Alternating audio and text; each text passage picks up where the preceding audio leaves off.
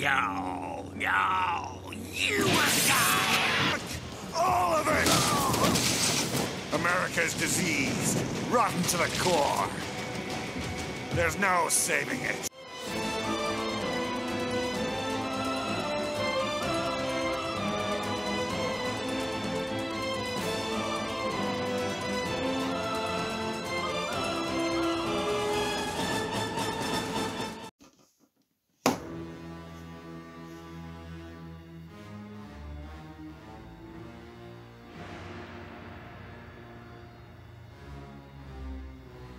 First glance, it's obvious that this mechanized terror oozes city-destroying levels of sex appeal. Just by looking at the beautifully rendered metallic sculpt, it just makes me want to come. All the intricate pipes and wires were sculpted on to bring the SH Monsterarts line to a new level of quality. All the minute details that are laid over the mold makes this feel less like a Monsterarts and more like a Gunpla. However, this Mecha Boy's body isn't just for show, as it also, like a real great Gunpla, possesses hidden gimmicks that can be utilized for extra firepower. This is primarily due to Mechagodzilla here possessing hidden anti-Titan missiles throughout his body, the abdomen being covered in missile launchers, and the shoulders each having an individual launcher as depicted in the film. Looking at the head, it is extremely screen accurate as it simultaneously possesses the fearsome look that was born to kill, alongside the derpy and dull face that signals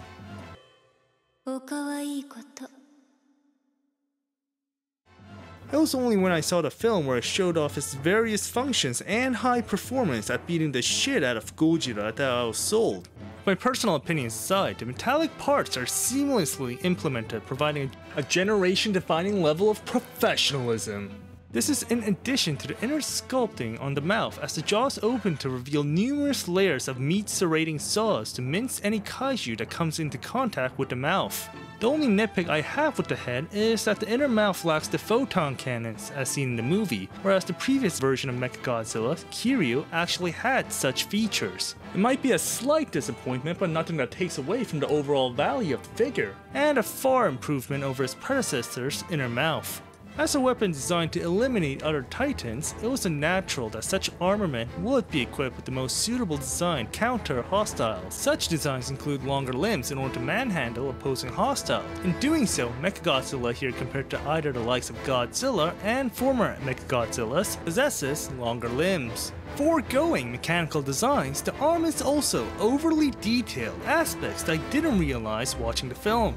It makes you wonder if the Americans saw Asian designs and said, "We want something different from your short-armed Asians.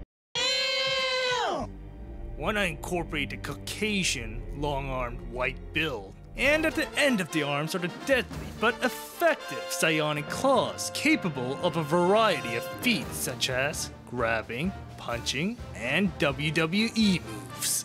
With such variety of moves, it makes it almost impossible for even the king of the monsters to counter. Moving down, we have Mechagodzilla's legs. Similar to the arms, there's a lot of details inputted on the leg, details you wouldn't have noticed prior. Moving down, you can clearly see Mechagodzilla's massive feet, capable of supporting the full weight of the monster itself. Moving to his tail, when looking at the previous iterations of Monsterverse lines of tails, let's just say they needed Viagra. However, Mechagodzilla is the exception, as this guy is literally a Mega-Chan, as it can stand up without support. But actually looking at the tail, like the rest of the figure, it is intricately detailed with Bandai At no expense. Looking at the end of the tail, it has the serrated edges designed to pierce rival kaijus. While it is accurate, I personally wish they had an additional drill so it can complete Mechagodzilla's signature move. Point to notice that Mechagodzilla here is composed of die-cast metal, meaning this guy is gonna cost you more than your average SH Monsterarts.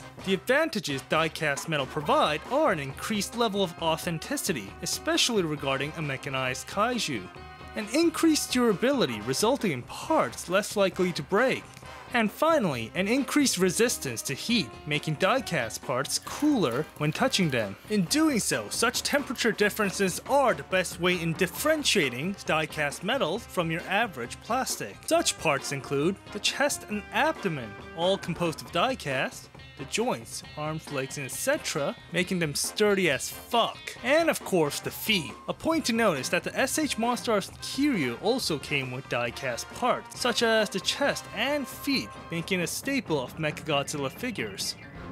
When it comes to accessories, Mechagodzilla doesn't fare well. Mechagodzilla Come.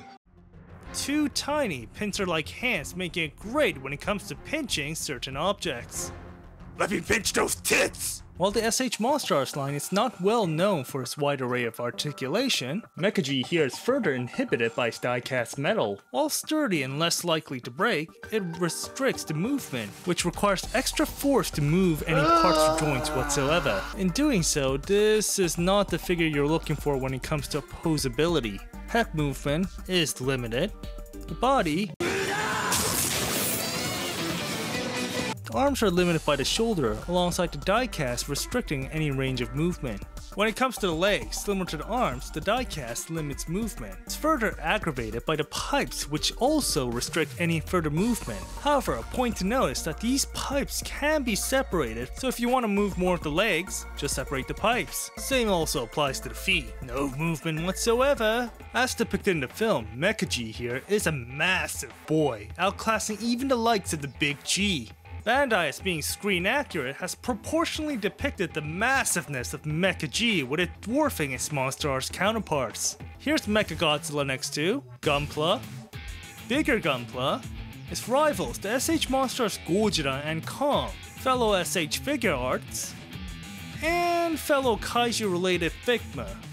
In conclusion, the Monsterarts rendition of Mechagodzilla is a work of art. The impressive details when regarding its skull, alongside the massive size rivaling the likes of bigger Gunpla like the real Great Hainu Gundam and the Nightingale. However, maybe the most impressive feature will probably be the die-cast parts implemented, as it provides an unprecedented level of authenticity to the mecha in Mechagodzilla. However, finding the perfect figure is a dime a dozen, as Mechagodzilla does have its own disadvantages, especially regarding the extremely limited articulation and the accessories that are almost non-existent.